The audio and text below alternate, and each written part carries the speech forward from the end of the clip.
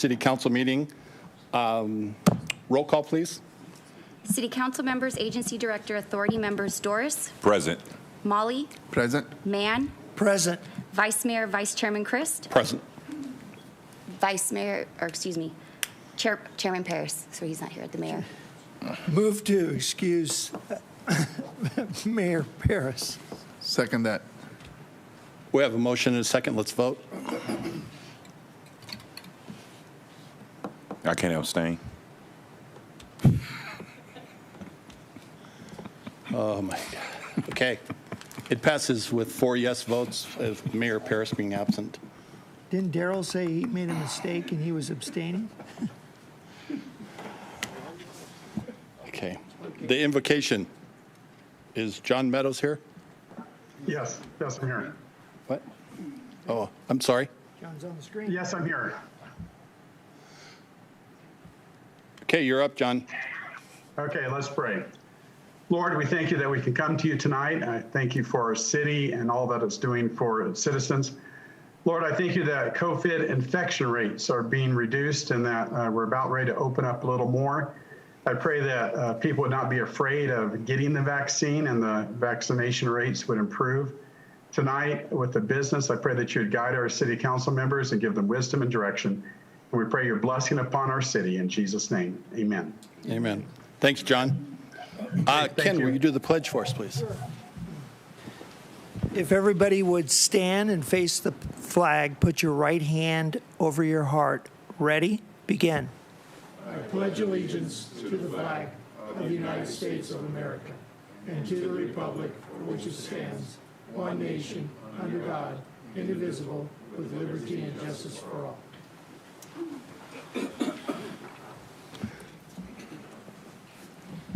Thank you, Ken. Any items to be removed?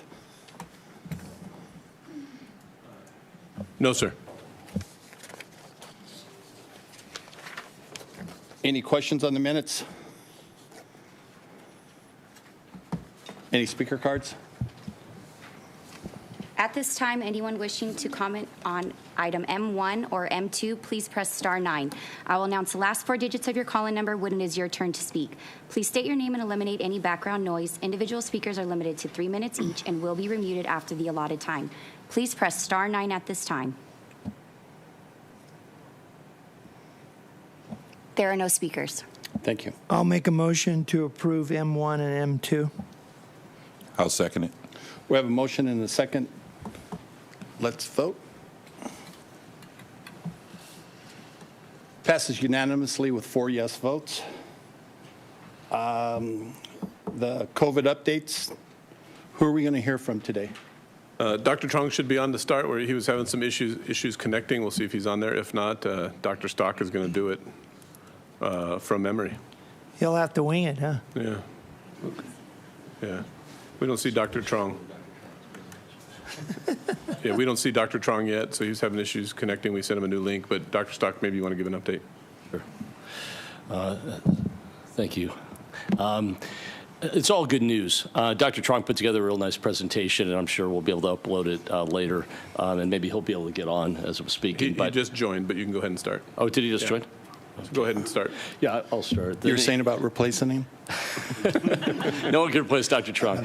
The good news, look, we are doing this. I'm so proud of this city. I can't, the city staff, the leaders of this city and the citizens of this city have done an amazing job. We started late with having access to the vaccine, and we're made up for lost time in many ways. The data bears out that we're doing very well, and we just keep up what we're doing and keep people who haven't yet or are on the fence decide to get vaccinated and be very good for them and their families and for the community. And as children are now having access to the vaccine, that's even safer and better for families and for children. And we're looking forward to things opening up, kids getting back to school, people getting back to work, and having some type of normalcy. On the other hand, parts of the world are suffering a lot right now. If we look to India, look to Brazil, look to Argentina, Colombia. There's a lot of parts of the world right now. They're going through what we went through back in the wintertime and worse. And so we have to, pray for those people and also try and help them. And we as a community are trying to help them. We're sending oxygen concentrators and N95s. There's been a lot of fundraising in this community for South Asia especially. But what goes around could come around too. And so as the transmission goes, we have to realize that as cases go up, the chances of a mutation happening go up. And those mutations, some of which might, while right now the current vaccine is still effective, there could be a new one in the future that may be less effective. So we're keeping an eye on all these things and trying to reduce the risk of people transmitting the virus anywhere in the world. So with that, if Jonathan's available, and then I have one thing to add at the end, but there he is. Can we turn it on both screens? Doctor? Hi. There he is. Okay. Okay, I'm going to share the screen. Just had some difficulty getting on earlier. All right. Everyone see the screen? Okay. You're going to hurt your neck if you... How about now? Yeah, it's up. Okay, great. So most of the, thank you, Larry, for the opening. You're right. There's a lot of good happening in terms of our COVID infections. The rates are clearing in this country, in the state, in this county, in the city as well. Last week, I think I had 2 cases consulted upon. Today, I only had 1 case. The entire Antelope Valley Hospital, I only had 1 case to see today. So very different from January when 120 cases were on my service. So it's incredible how much things have improved. Looking here at the corona cases, as you can see from the map on the right, 2 weeks ago, India, Brazil struggled with a lot, but it looks like now things are improving a little bit. The variant continues to cause little mini outbreaks, and we're still vulnerable as a country, as a world, because of the low rates of vaccination throughout the world. This map shows you basically where the hotspots are: Brazil, Argentina, parts of India, Mongolia, the Middle East. But the United States is now like a tan yellow, which is second. Really, the best is the light yellow, which is Africa, Australia, but the United States really right behind them. So again, India, Brazil, Argentina continues to struggle. If you look at this map, this table, we're now number 4 only in terms of new cases. India, Brazil, and Argentina, the top 3, as I mentioned on the map on the right, are the ones that are seeing the spikes. Here in the United States now, most of the country is in the light yellow, which is the least case, average daily case per 100,000. And there are little spots here and there, but for the most part, when you look at the graph of a 7-day average in the United States, it continues to plummet, and it's very favorable. We are low in hospitalization and also low in deaths as well. And these numbers, 14-day percentage, 37% drop for cases, 23 for hospitalization, and 13 for deaths. So really good in the United States. A similar situation in California. We only have 1,445 new cases as of yesterday. That's incredible. And we only had 139 cases as of yesterday in LA County. I recall we had over 139 cases in Antelope Valley Hospital alone back at the peak. And the positivity rate is less than 1%. It didn't show up on this slide, but really it's incredible how favorable this infection has been. The daily cases, the light blue, it's so negligible, it probably can't even show up on the graph compared to, let's say, in January, where you see this huge spike as well. On the side, here's the total number of cases. That hasn't changed. And we were the medium blue range for the most part throughout the entire epidemic. Going to individual cities, the adjusted case for LA County is 11,942 per 100,000. For Lancaster, we're at 13,753. So we're above the rates of cases. Palmdale is also above us as well. But in terms of death, the county is at 220. We are very favorable at 203, and our colleagues at 254, which is higher than the county rate for deaths. So going forward, the CDC and many societies in the country are predicting their forecast in terms of what will happen with COVID. USC, UCLA, Johns Hopkins, Duke University, everyone pretty much has their own formula and plugged in. And for the most part, the black line here is the reported cases. And now predicting going forward from May 15th on to June 15th, it looks like everyone is predicting a further continued drop. And this is here, again, a demonstration of most of the predictions are now continuing to drop to about a little bit over 100,000 cases. And then for LA County, similarly, everyone else is also predicting a substantial drop. So it's looking very, very favorable in the United States. So vaccine is now the next phase of treatment against this disease. In March and April, we were very high, but now the daily cases has now dropped to less than 2 million at 1.78 million average doses per day. And now that we've added the 12-year-olds to the mix, it looks like the projection is that we will reach 70% of the population vaccinated by August the 12th. So far, so good. Hopefully, people are talking between 70% to 85% is the sweet spot where you would get herd immunity. We are very close to it. Probably by the end of the summer, we will reach the goal. These are the actual numbers. Right now, 49% of the population in the United States has at least one dose, and about 39%, close to 40%, have been fully vaccinated. The over age 65 are in better shape in terms of percentage of vaccination, but the population of over 12 years old and over 18 years old are slowly catching up, which is good. Why are we concerned about the younger group? Because the younger group are the ones that have the most infections and less death. And so basically, this is your reservoir. If you vaccinate this group, you would probably eliminate the epidemic entirely. You've seen this slide before. So going to the LA County vaccination website, the numbers are pretty impressive. 62% of LA County age 16 and over has received the dose, one first dose, and over 84%, close to 85% of age 65 and over have received at least one dose. This is a new interactive tool on that website. It talks about the color tells you where vaccinations are going well. So the darker blue, I believe this is Santa Clarita.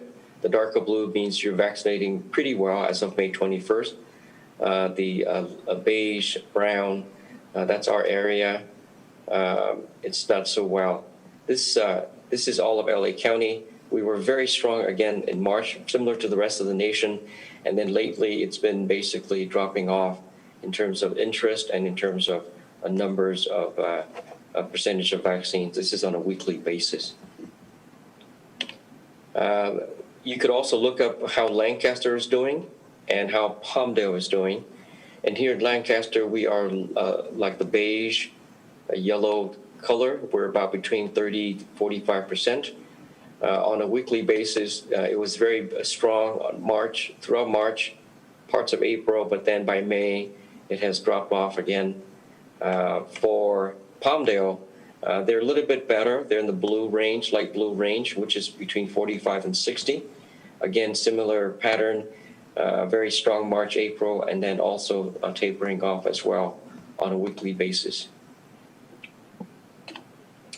These are the actual numbers for the city of Lancaster as of May 21st.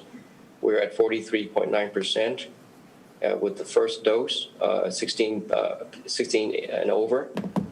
And for Palmdale, they're better. They're at 50% at age 16 and over at the first dose. For the 65 and over, it's very impressive, 76 and 81%. If we were a country, we would fall, Lancaster would fall at 43.9% between Germany and United States, Palmdale between Chile and Canada. Israel is the one country that has the most vaccinated. Behind that is United Kingdom and Mongolia and Hungary. So we're up there. We just need to basically encourage more people to vaccinate, hold more contests, I guess, and do as much as we can. That's all I have for the summary. Any questions? I have two other things to add.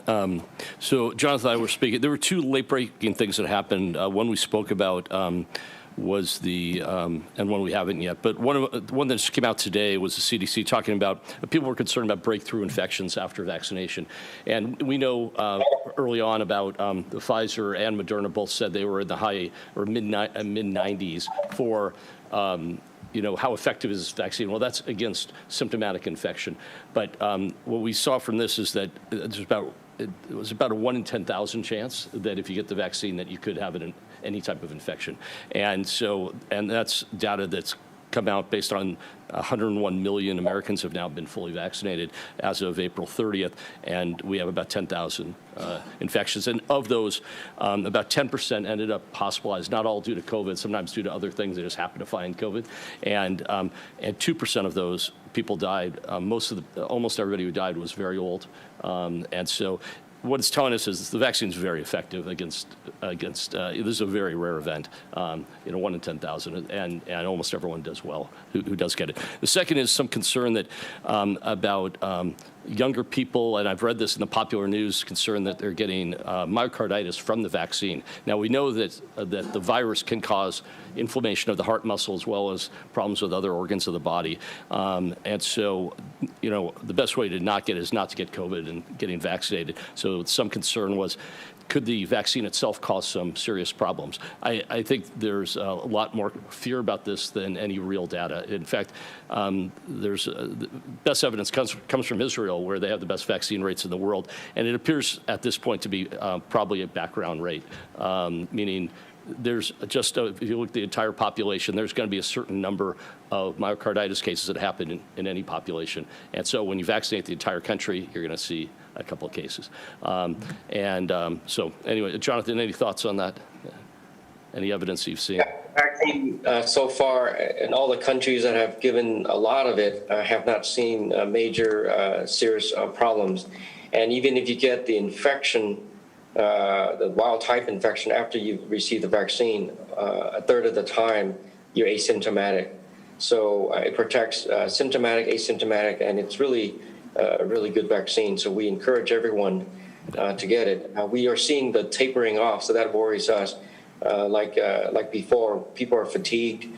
They're tired of this, the infection. They're tired of the pandemic, and the vaccine is one way. But when you see no cases at all in the hospital and everyone's out and about, it's hard to say you need the vaccine. So, but we're not out of the woods yet. We're only, in the 40%, 50 percentile. We need to get to 70 at least to be entirely protected. Totally agree. Okay. Great report. You guys do a great job, and we really appreciate it. Thank you. Any questions? Daryl, you have any questions? No questions. Okay. Ken? Good. Rush? Okay. I need a motion second for the ED1. Go ahead there, Raj. Somebody grab. All right, I make a motion that we continue with ED1 as comprised. I'll second Motion that to approve? Motion to approve. I'm Thank you. sorry. I'll second that I motion. messed up my first motion. Okay. We have a motion and a second. Let's vote.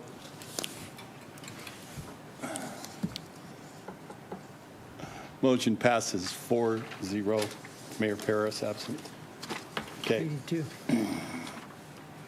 Don't we go to 82? That was a motion for 81, was it not? That was a motion on 81. We now need a motion on 82, unless there's a staff report. Can we let Daryl try again? We certainly can. Thank you for the second chance. I make a motion to approve ED2. I second that. We have a motion and a second. Let's vote.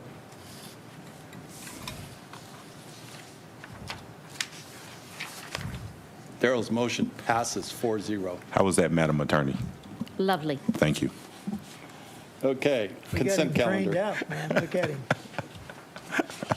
Ken, you're going to have to recuse yourself from CC6. So I need a motion and a second to do the consent calendar pulling CC6. I make a motion to approve the consent calendar, pulling CC6 as comprised. I'll second that motion. Let's vote. We need to take public comment. Oh, yes, we do. At this time, anyone wishing to comment on any consent calendar items, please press star 9. I will announce the last 4 digits of your call-in number when it is your turn to speak. Please state your name and eliminate any background noise. Individual speakers are limited to 3 minutes each and will be remuted after the allotted time. Please press star 9 at this time. And for clarity's sake, this is for all consent calendar items, including CC6. There are no speakers at this time. Okay, we have a motion and a second to approve consent calendar pulling CC6. Let's vote. It passes with 4 yes votes. Mr. Mann's going to step out. So do I take Marvin's job now when the mayor used to forget about public comment and I say public comment? Can I take that job? You certainly may. Okay, thank you. Allison, do I need to restate my conflict? You should state the reason for your conflict, yes. Yes. So I own property within the area, and that's the reason why I'm recusing myself. Okay. Daryl, you're up. I make a motion to approve CC6. I second that. We have a motion and a second. Let's vote. Public comment on that either? No? We already did it. Thank All right, you. thank you. Just checking.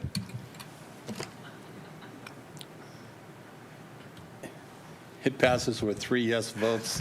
Ken Mann abstaining. Yes.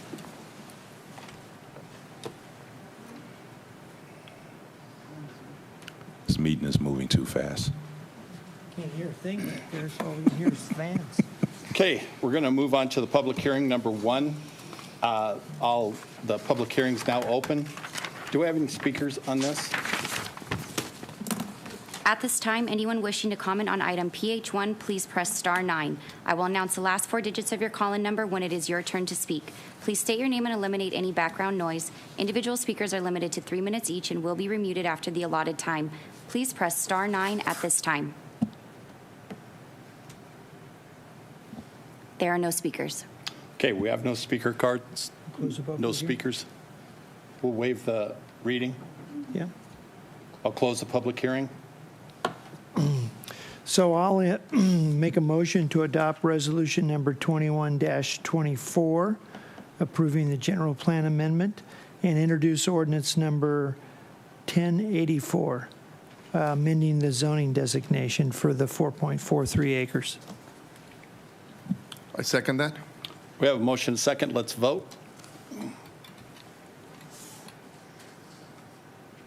Passes with 4 yes votes with Mayor Paris absent. Okay, council reports. AVTA. Macy, you want to give the AVTA report for us? Better you saying that. We adopted our 2022 budget today, proposed budget of about $33 million. That should get us our 3-bay expansion accomplished and get our 24 MCIs in service. Other than that, we crossed our 5 million mile threshold, which saved us $1,670,000 in fuel costs over the last 3 years. That's about all we have to report. You're doing a great job. Thank you. Notice how humble he is. Oh, we only saved $1 million. And we did this. And I was expecting him to tell it. We did a study to see if they accomplished it over the United States, and it was close to. Sure. Or do you want to do it? No, go ahead. We did a quick study to see if we could adopt electric vehicles throughout the United States overnight, wave a magic wand, how much money would we save? And it was staggering, $440 million. And if we added CNG vehicles, it'd be about $670 million. Wow. So it's a lot of money, and if we're still finishing the study, I'd actually like to come down and do a presentation to the council, to the city council, when we have that all done, where we can talk about the CO2 or the PM, combining both diesel and CNG buses. There's quite a few CNG buses, but it would make a huge dent in the federal FTA budget. We could relieve a lot of money that has to flow down. Thank you. Thank you.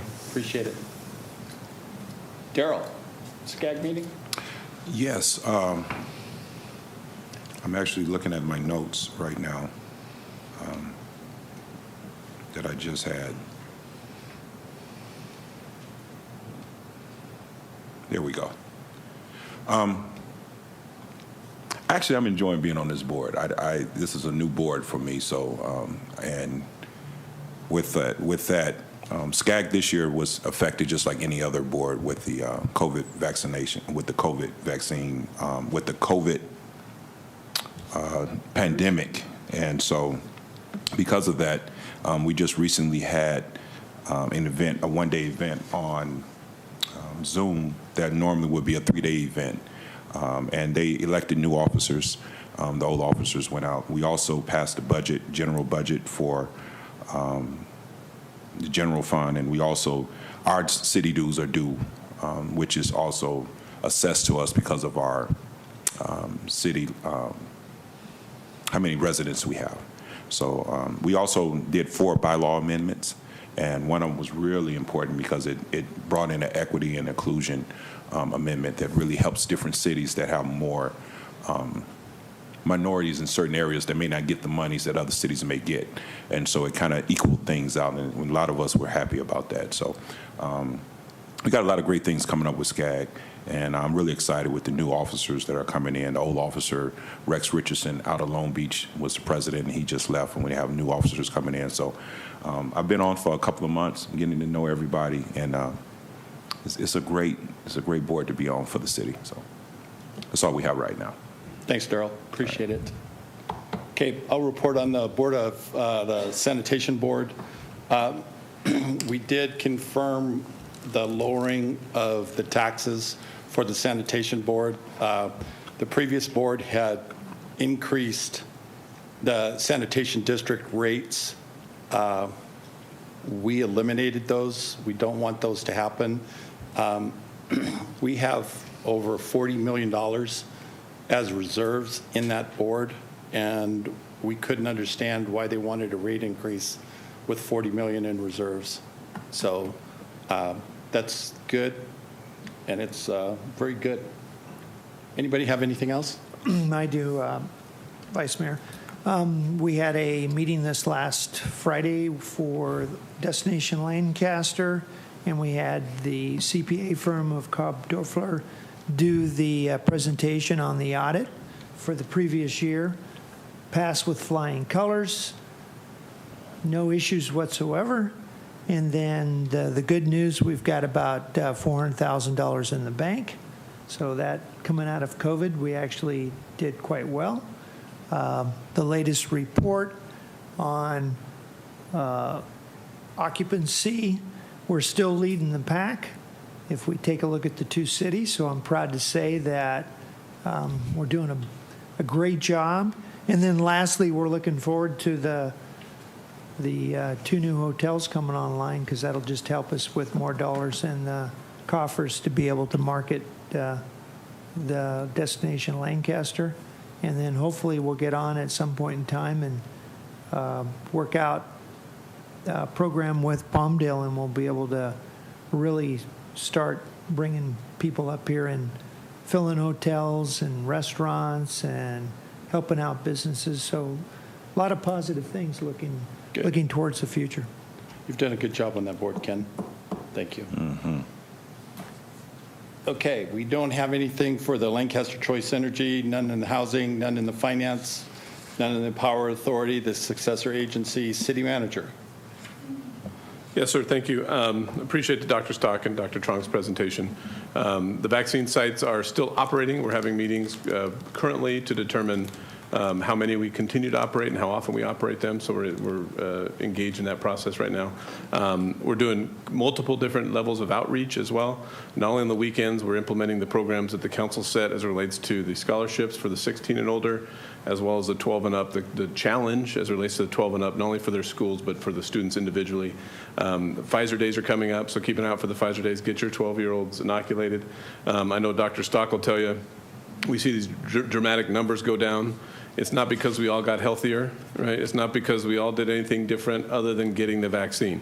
So that's the reality of the message today is get your vaccine. The opportunities are there, but we continue to explore that. As part of our COVID response as well, we're looking at June 15th as the day that we've all heard from the state as opening day.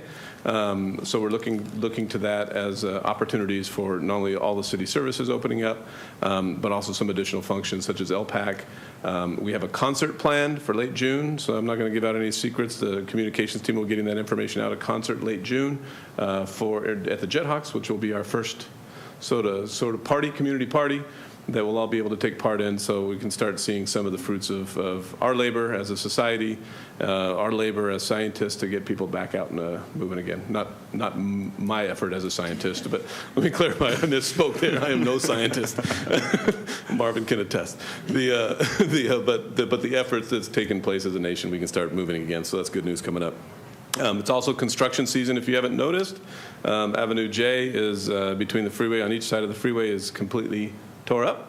We are about 30% finished with that project, including the medians and paving. We're going to be coming in with hardscape and landscape here shortly, and then repaving the entire street again for the on both sides of Avenue J. So you'll see those improvements are looking fantastic. The contractors on schedule, moving well.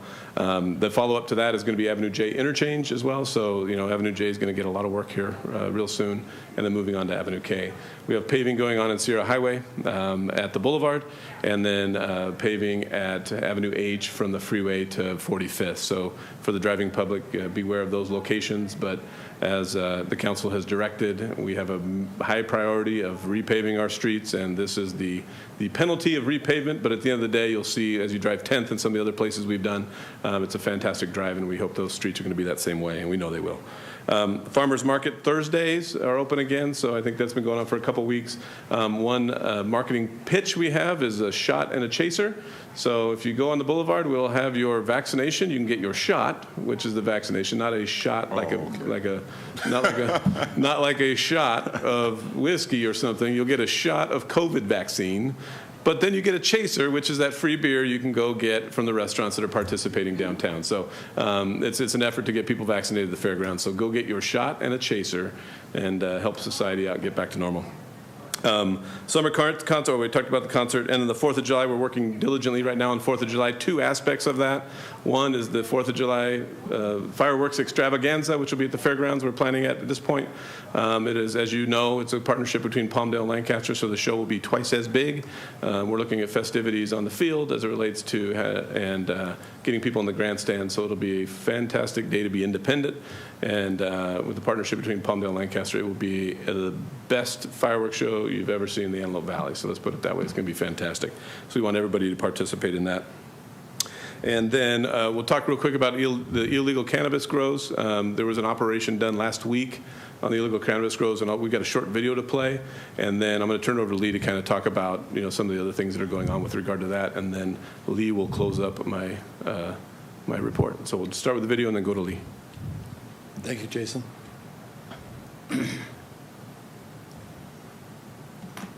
Can we have it on both screens before you start it? Yeah, we're not voting. Hope not.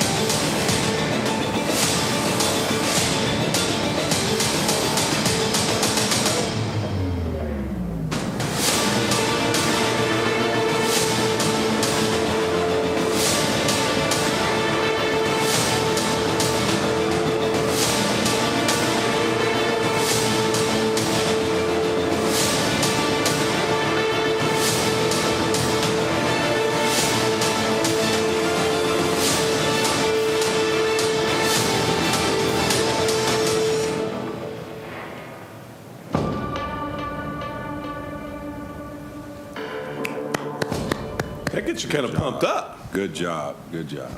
Well, obviously communications put that together as well, right? Because it certainly wasn't me, and I know it wasn't Jason either. So, but just ongoing, and just to bring everyone up to speed, and so everyone understands how involved our council is and our administration here at the city involved in the daily issues that occur within this community. Those operations are continuing even as of just today, and on a daily accounting of what's taking place with a multi-joint law enforcement agency contact out there. Even those water trucks, even as today, are being towed and impounded. There's been well over 50 vehicles so far, just operationally since this began, that have been removed as being a contributing factor to some of that activity that's taken place. It is a rather large area to be covered. Most of it, fortunately, is in the unincorporated areas of both Los Angeles County as well as San Bernardino County. So there's a lot of agency discussion on a large scale level on how to deal with some of these issues. There is some creativity that's involved as it relates to some of the people that are operating in those facilities, because again, there's an element of human trafficking that occurs there in indentured servitude that is not necessarily related to the actual activity that's taking place, other than those individuals have little choice to be there. So there's another avenue to address. Also, as well as our legislation recently in our state hasn't helped us somewhat, is on large-scale cultivation is not separated from a smaller scale operations that occur throughout the communities. I will tell you the good news is, ever since communications and their fine work once again put out information to the public to notify us here at the Public Safety Office and our contact information of anything that potentially is occurring, 99.9% of the information received is not within the city limits. And I will tell you that for some time now, since this city got involved in licensed cannabis, we have been very aggressive to deal with those unlicensed and unregistered locations throughout our community. So this has been an ongoing issue. There is some things on the future that will be occurring. Of course, at the direction of the council and the administration, we will be heavily involved resource-wise and everything to eradicate those issues, as it has a direct nexus to our community as well.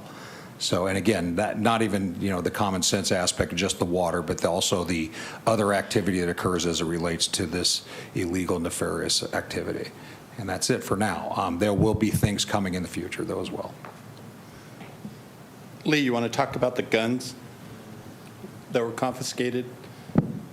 Well, typically as we look at any location that involves narcotic activity, obviously their firearms are always something that's considered. So even in the past, in my time within the Sheriff's Department as well, anytime we write any kind of warrant information, obviously we already assume that there's going to be firearms involved in that.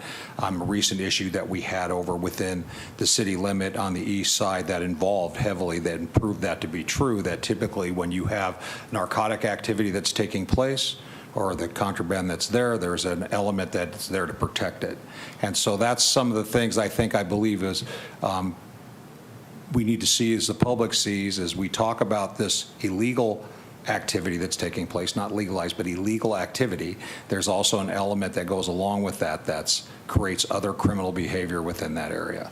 And I can, from experience, tell you that there is a direct nexus to crime as it relates to illegal narcotic activity.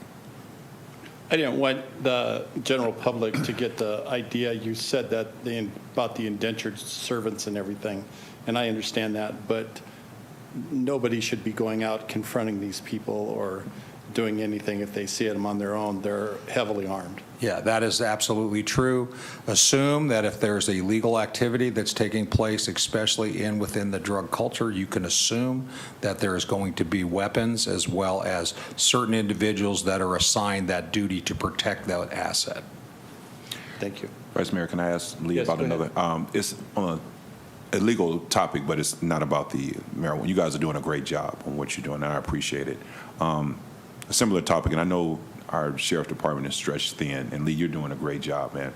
I'm getting emails consistently about illegal gambling activities within the city. Yes. And I just recently got some this week. Could you just speak on what you've already been doing? Because I think some people are frustrated, and me and you had a conversation about how they, what goes on with that process. Could you explain it a little bit? And Yeah, well, I can tell you that for some time now, we've been dealing with that issue as it breaks out without the community. I can let you know within our relationship with the Sheriff's Department and the Sheriff's Department's major crime issue, that has been elevated to a more global type of enforcement. We were dealing with it on the local level on for a long time now, dealing with, and what we're talking about is people that actually open a place, come to a business center, they present a representation they're going to be opening some type of internet cafe or some other type of represented business, and then it actually turns into an illegal gambling area. As soon as we become aware of those as the Public Safety Office, jointly with the Sheriff's Department, and actually using our public safety specialists that are city employees, as well as with our contract CMCC guys that are all retired policemen, we actually address those issues. Trust me, we have had as many machines that you could have stacked them higher than the station roof at times out of these locations. We recover and seize their computers, servers, all the type of ill-gotten gains and fruit of the poison tree issues that are there from the illegal activity, but they pop up all over the place. And it's actually a syndicated group that's funding those locations, so they're quite profitable. That's why it has grown into a much larger scale activity. So there are locations that we immediately address based that are not falling within the purview of the scope of that major crimes unit, right, that pop up, and we see that nuisance immediately and eradicate it, or work with the property manager to remove that location based on whatever lease they signed and not truly operating that type of illegitimate business. I will tell you, our folks within the city, through planning as well as our business licensing folks and in finance, have been very adept at identifying those locations and passing that information to us as well. But again, as quickly as we shut them down, they're obviously very profitable because they pop up other places. So that is something as we get, but I will tell you that probably we hear that information weekly and address it operationally. So, Vice Mayor, is there something we can do? I don't want to punish business owners if they're being lied to, but is there anything that we can do that if we find out the business owners are turning a blind eye to things like this and allowing their establishments to be used? They've been addressing this for a year and a half at the Criminal Justice Commission, so they're well aware of what's going on, and they're warning the people that are renting the spaces to these individuals, but most of them understand and know what's going on. So, yes, we can help them. And Jason, I know this is morphing quickly into the criminal justice side, but you want to talk to the general public in regards to purchasing illegal fireworks and bringing them into Lancaster, and what our intentions are to slow it down. So if they're out there, don't buy illegal fireworks this year. It will get you into trouble. Correct, and I did, thank you for reminding me because that was on my report. So this year we plan, it's obviously 4th of July season, which means fireworks are going to be starting here probably June 1. If history is any gauge of what goes on. So our current ordinances allow for the citing of anybody participating in the illegal firework activity. So that's anybody watching. So there's two components to our effort. One is going to be communicating to the communicating the fact of what our laws are, what the impacts of breaking those laws are, and the fact that we're going to be enforcing them heavily this year. And I think we've enforced them each year, but I think last year it took the cake. So the recommendation is join us in our celebration at the fairgrounds, whether it be in and around the fairgrounds. And if you're going to be doing it in your neighborhoods, be prepared that you will be benefiting from the penalty associated with that, because it does have an impact on the quality of life for many, if not all, of our residents. So we will be actively and heavily enforcing our fireworks laws, not just on 4th of July, but anytime now and until the fireworks continue. So just want to make that known. Thank you, Marvin. Thank you. Okay, City Clerk. At this time, anyone wishing to comment on non-agendized items, please press star 9. I will announce the last 4 digits of your call-in number when it is your turn to speak. Please state your name and eliminate any background noise. Individual speakers are limited to 3 minutes each and will be remuted after the allotted time. State law prohibits the council from taking action on items not listed on the agenda. Please press star 9 at this time. Caller with the last 4 digits, 4986. Please press star 6 and state your name.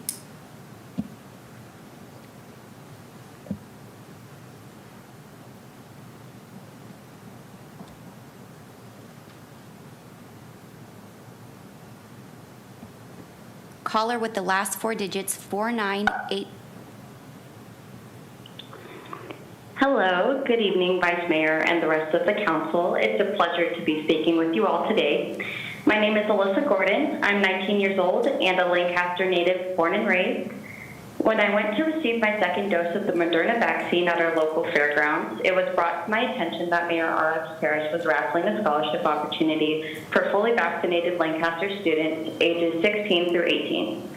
I've recently graduated from Antelope Valley College and was wondering quite optimistically if our city would extend the scholarship opportunity to fully vaccinated transfer students as well.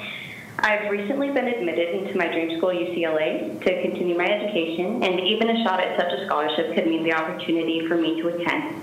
I would strongly appreciate your consideration, and thank you all so much for your time. Those are the kind of calls we need. See if we can do something. Just expand it a little bit. Yep, noted. We'll take her name and give her a call. Okay. Anyone else? Caller with the last four digits, 7232. Please press star 6 and state your name.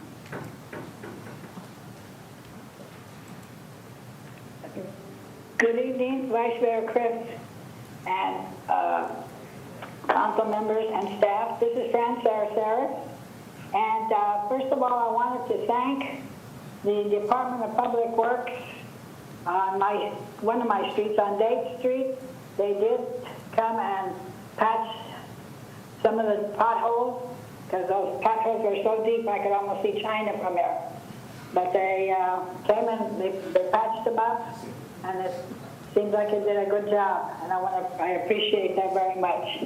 I also want to thank the Sheriff's Department of the city for what they're doing with this cannabis situation, because that's very, to say the least, very harmful to the rest of us. And I did want something else that I needed to bring up is, if I can make myself clear here, I'm looking at 10th Street West and Lancaster Boulevard going west on Lancaster Boulevard. There's a street there with the school. There's the school's limit for the school area. But when if you're going on 10th Street West and you're going to make, and then you're going to turn and go west on Lancaster Boulevard, from 10th Street West to the center, well, when you get to the school crossing section, or before you get to that, it's 40 miles an hour, and that's for maybe a half a block. Then after that, you have to slow down to 25 miles an hour because it's a school crossing section. Then it goes to 25 until you pass it a little bit. Then you go maybe not even a quarter of a block, and it's 40 miles an hour again. And then you go by maybe a block, not even a block and a half. And then you have to slow down to 15 miles an hour till you get to the Marvin Chris roundabout. And after the roundabout, then you can proceed going west on Lancaster Boulevard going 45 miles an hour. My concern is it's so confusing. I know the sign says that this 30 seconds. 25 miles. I'm sorry. Well, I guess my time's up, but Go ahead, Fran. It's very confusing when you're driving that street. You're going really fast, then you have to stop and go slow, and then you got to go slower. Then you go fast again. Then you go slow, go around the roundabout. Then you're flying again till you get to 20th Street West. And I found it very confusing and difficult, and I'm surprised that accidents haven't happened there. I'm glad that they haven't, but I noticed it, and I thought I'd bring it up. I have a quick question. What does SCAG mean? S-C-A-G? That Councilman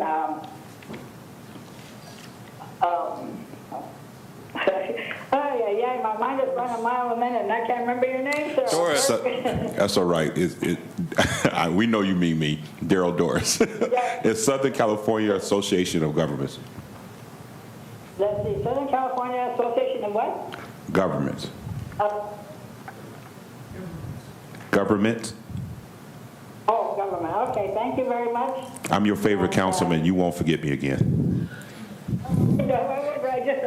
Like I'm saying right now, my mind is going a mile a minute. I know I have minute restraints here and trying to get everything in I can. I love you all. Thank you very much for allowing me to speak. God bless you and take care, and God bless you. Thank you. Bye-bye.